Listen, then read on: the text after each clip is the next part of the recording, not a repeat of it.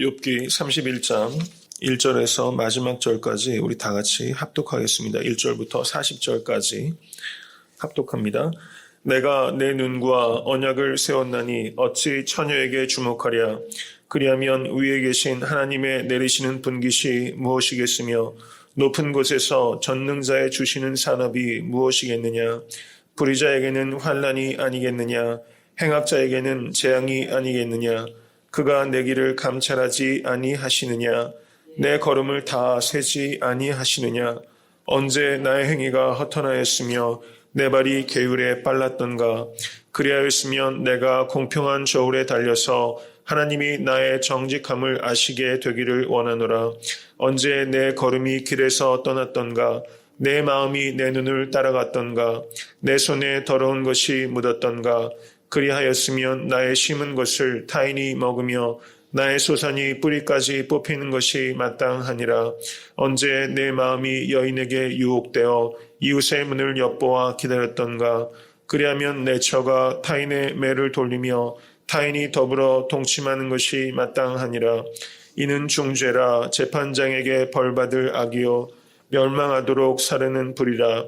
나의 모든 소산을 뿌리까지 없이 할 것이니라. 남종이나 여종이 나로 더불어 쟁론할 때에 내가 언제 그의 사정을 멸시하였던가. 그리하였으면 하나님이 일어나실 때에는 내가 어떻게 하겠느냐. 하나님이 국문하실 때에는 무엇이라 대답하겠느냐. 나를 태 속에 만드신 자가 그도 만들지 아니하셨느냐. 우리를 뱃속에 지으신 자가 하나도 아니시냐. 내가 언제 가난한 자의 소원을 막았던가. 과부의 눈으로 실망케 하였던가. 나만 홀로 식물을 먹고 고아에게 먹이지 아니하였던가. 실상은 내가 젊었을 때부터 고아를 기르기를 그의 아비처럼 하였으며 내가 모태에서 나온 후로 과부를 인도하였었노라. 내가 언제 사람이 의복이 없이 죽게 된 것이나 빈공한 자가 덮을 것이 없는 것을 보고도 나의 양털로 그 몸을 더럽게 입혀서 그로 나를 위하여 복을 빌게 하지 아니하였던가. 나를 도와주는 자가 성문에 있음을 보고 내가 손을 들어 고아를 쳤던가. 그리하였으면 내 어깨가 어깨뼈에서 떨어지고 내 팔뼈가 부러짐이 마땅하니라. 나는 하나님의 재앙을 심히 두려워하고 그 위험을 인하여 아무것도 할 수 없느니라. 내가 언제 금으로 내 소망을 삼고 정금더러 너로 내 의뢰하는 바라 하였던가. 언제 재물의 풍부함과 손으로 얻은 것이 많음으로 기뻐하였던가. 언제 태양의 빛남과 달의 명랑하게 운행되는 것을 보고 내 마음이 가만히 유혹되어 손에 입 맞추었던가. 이 역시 재판장에게 벌받을 죄악이니 내가 그리하였으면 위에 계신 하나님을 배반한 것이니라. 내가 언제 나를 미워하는 자의 멸망을 기뻐하였으며 그의 재앙 만남을 인하여 기운을 뽐내었던가. 실상은 내가 그의 죽기를 구하는 말로 저주하여 내 입으로 범죄케 아니하였느니라.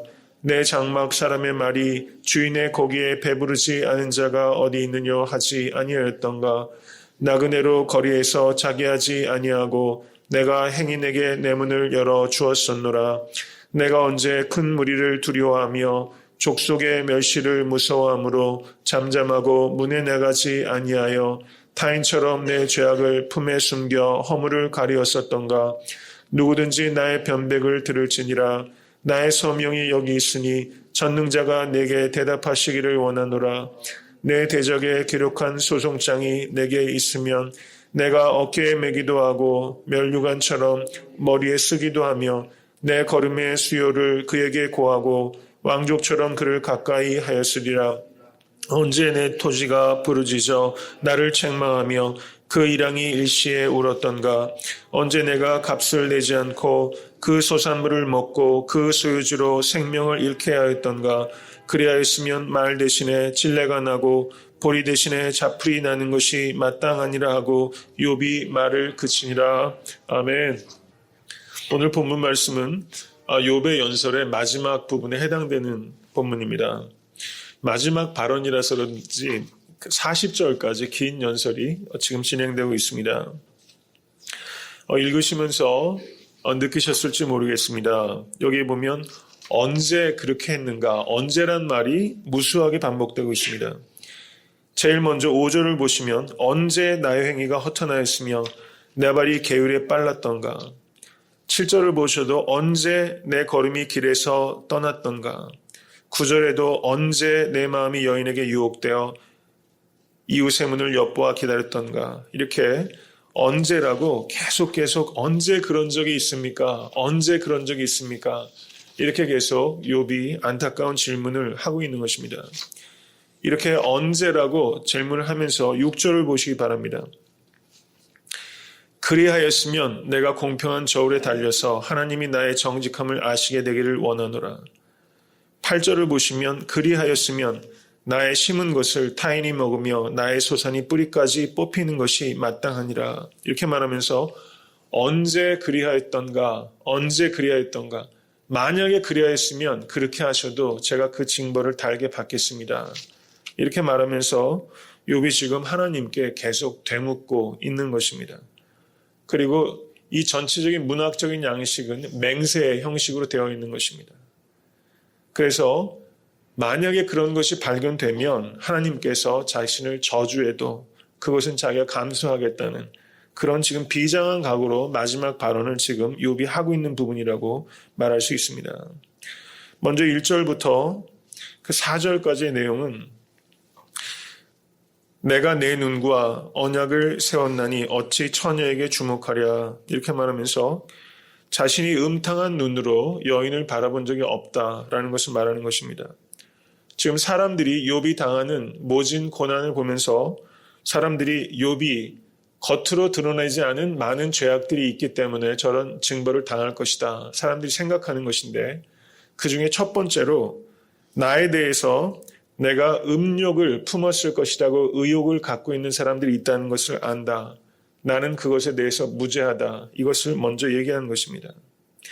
내가 내 눈과 언약을 세웠나니 이렇게 말하고 있는데 요즘 세상사를 이렇게 보면 어디 눈 돌 곳이 없는 것 같아요.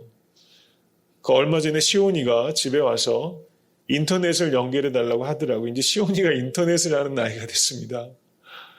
그래가지고 컴퓨터를 잘 만지지 못하지만 그 yahoo.co.kr 가면 꾸럭이라는 애들 프로가 있는데 그래서 그거를 연결해 주려고 컴퓨터를 연결해 줬는데 그냥 그 포털 사이트라고 그러잖아요. 야후 같은 거를.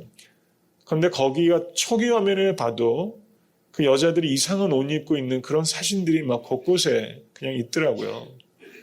그래서 한국 신문들 인터넷으로 이렇게 한번 보셔도 그냥 4대 일간지, 조선일보, 동아일보, 중앙일보 말할 거 없습니다. 스포츠 신문 같은 건 말할 것도 없고 그냥 초기 화면에 너무 이렇게 야한 사진들이 이렇게 많아서 참 요즘은 눈을 어디에 둬야 될지 모르겠다.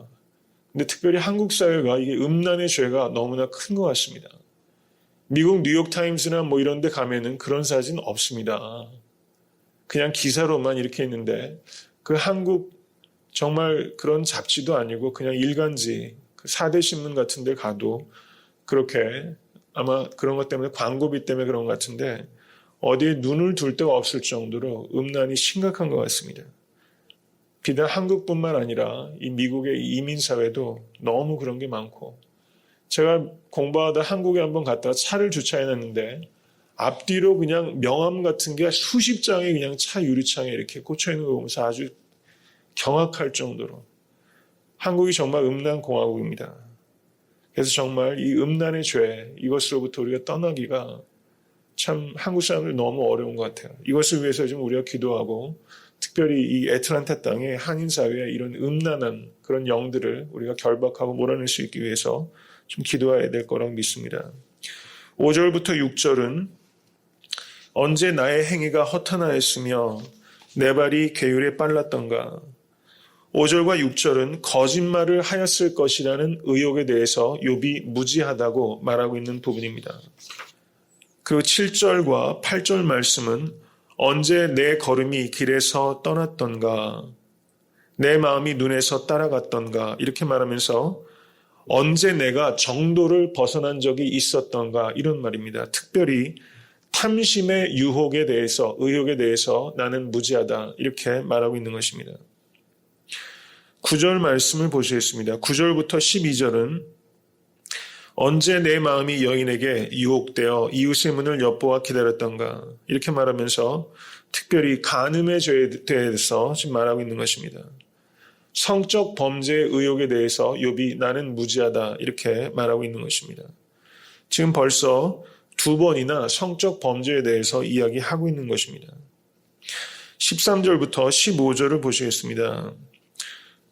남종이나 여종이 나로 더불어 쟁론할 때 내가 언제 그의 사정을 멸시하였던가 이렇게 말하면서 약자 학대를 했을 것이라는 의혹에 대해서 나는 무지하다 이렇게 말하고 있는 것입니다.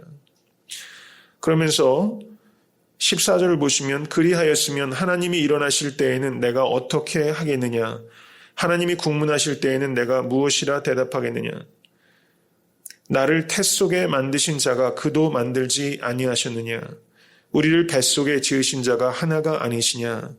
이거는 정말 위대한 인권에 대한 선언입니다. 미국과 영국 같은 데서도 불과 몇백 년 전까지만 해도 노예제도가 있지 않았습니까?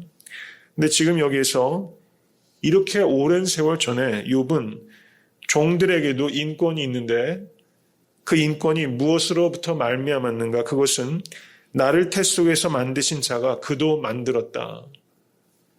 우리를 뱃속에 지으신 자가 하나가 아니냐. 이런 사상을 가질 수 있었다는 게 정말 기적과 같은 이야기입니다. 인류 서구 사회에서도 여자가 참정권을 가진 게 벌써 오래된 일이 아니거든요. 불과 몇백 년 전의 일입니다. 근데 이 고대 사회에서 이 종들도 하나님께서 지으셨다. 이런 사상을 가질 수 있다는 것은 하나님이 살아계시기 때문입니다. 이것은 인간의 머리에서 나온 생각이 아니라는 것이죠. 그래서 우리가 사람을 판단할 때 그 사람의 소유나 그 사람의 지위로 판단하는 것이 아니라 하나님께서 지으셨기 때문에 사람을 존중할 수 있는 그런 인간에 대한 그런 존엄성을 우리가 다시 한번 생각해 볼 수 있게 되기를 원합니다. 이제 16절 말씀을 보시겠습니다. 내가 언제 가난한 자의 소원을 막았던가 과부의 눈으로 실망케 하였던가 약자 학대의 의혹에 대해서 나는 무죄하다. 이것을 다시 한번 말하고 있는 것입니다. 고아와 과부에 대해서 자기가 악하게 대한 적이 없다. 이것을 말하고 있습니다. 그리고 23절 말씀을 보시겠습니다. 23절. 나는 하나님의 재앙을 심히 두려워하고 그 위험을 인하여 아무것도 할 수 없느니라. 이렇게 말하면서 하나님을 두려워하는 사람이라는 것을 밝히고 있습니다. 하나님을 두려워하는 것이 두 가지 두려움이 있을 수 있습니다.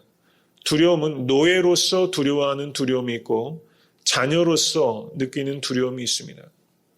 우리가 하나님을 경외한다고 했을 때 그 두려움은 노예로서 주인을 두려워하는 그런 두려움이 아니라 자녀로서 아버지에 대한 두려움을 갖고 있는 것입니다. 욥이 1장을 보시면 하나님을 경외하고 악에서 떠난 자라 이렇게 말씀하였는데 그 두려움이 여기에 그 두려움이라 말할 수 있습니다. 그리고 지금 31장에서 계속 나타나는 이 모든 욥의 실천, 윤리적인 모습이 악에서 떠난 모습을 지금 언급하고 있는 것이죠. 그리고 24절 말씀 보시겠습니다. 24절과 25절 말씀 다시 읽겠습니다. 내가 언제 금으로 내 소망을 삼고 정금더러 너로 내 의뢰하는 바라 하였던가 내가 언제 재물의 풍부함과 손으로 얻은 것이 많음으로 기뻐하였던가.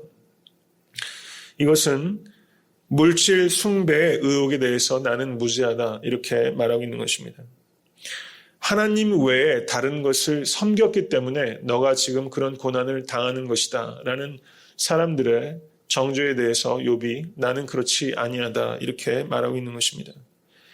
이 세상 살면서 우리가 금으로 소망을 삼고 정금에 의뢰할 때가 참 많이 있었습니다. 특별히 이 현대사회는 이 물신주의, 물질주의가 너무 팽배해 있는 것이죠. 재물의 풍부함과 손으로 얻은 것의 많음으로 기뻐하지 않고 오직 여호와 하나님을 통해서 기뻐하시는 여러분과 제가 될 수 있게 되기를 간절히 바랍니다.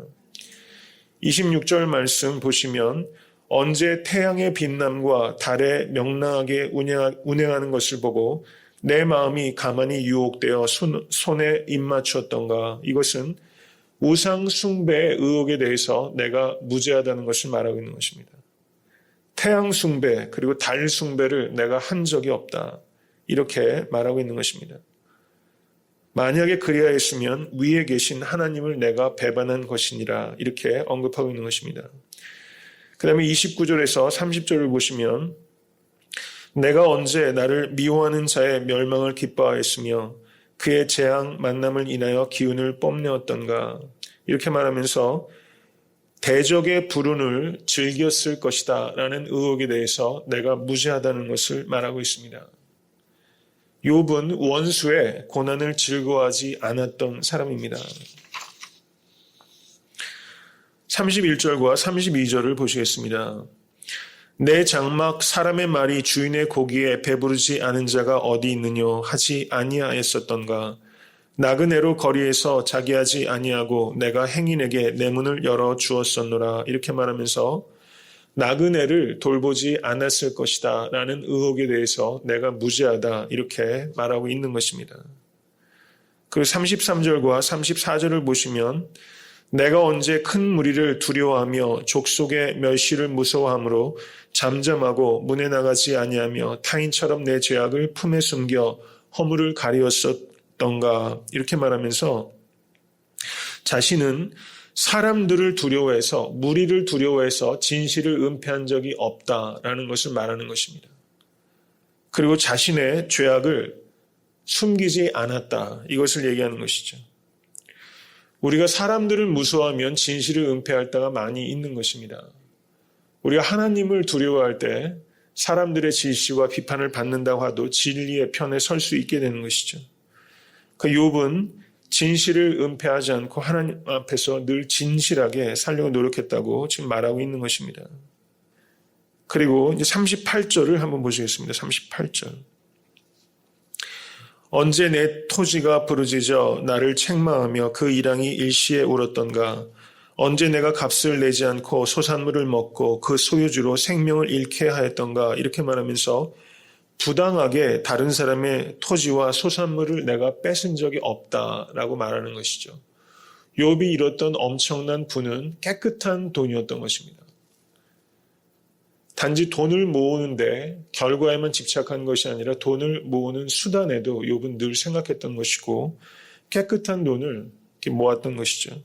여러분들에게 이런 깨끗한 부의 축복이 임하게 되시기를 간절히 축원합니다. 이제 35절에서 37절은 욥이 말하고자 하는 핵심이 여기 있는 것입니다. 다 같이 한번 읽겠습니다. 누구든지 나의 변백을 들을지니라. 나의 소명이 여기 있으니 전능자가 내게 대답하시기를 원하노라.